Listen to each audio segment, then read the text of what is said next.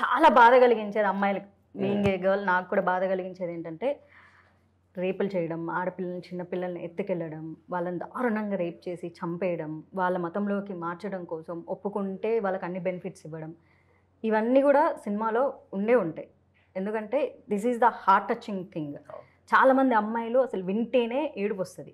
అసలు హైదరాబాద్ ఆవిష్కరణ దినోత్సవం అనంగానే ఇలాంటి మనకు ముందు నుంచే ఇట్లా వింటూ ఉంటే విన్నా, చదివినా టియర్స్ వచ్చే మూమెంట్.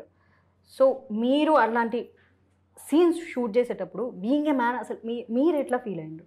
ప్రతి క్షణం నేను ఫీల్ అవుతూనే, నేను కళ్ళలో నీళ్ళు తిరుగుతూనే షూట్ చేసి, ప్రతి షాట్ చూసినప్పుడల్లా ఎలా భరించుంటారు వీళ్ళు మన పెద్దల్లో, ఎలా ఎదుర్కొని ఉంటారో అనిపిస్తుంది. సేమ్ ఆ ఎమోషన్ డైలీ కంటిన్యూ. ఒక్కోసారి కట్ చెప్పడం మర్చిపోయేలా చూస్తూ ఉండిపోయిన సందర్భాలు ఉన్నాయి. తర్వాత వీళ్ళు ఉద్యమానికి మళ్ళీ రివర్స్ తిరిగేటప్పుడు కూడా మళ్ళీ అంతే ఆవేశంగా ఆలోచించే సందర్భాలు.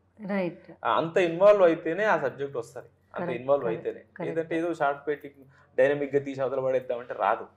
ఆర్టిస్టులు కాక ఎలా ఇన్వాల్వ్ అయిపోయారో నేను అట్లా ఇన్వాల్వ్ అయితేనే అంత రిజల్ట్ వస్తుంది. డైరెక్టర్స్ బేబీనే కదా cinema. So when you feel, so that baby will be safe. అవును.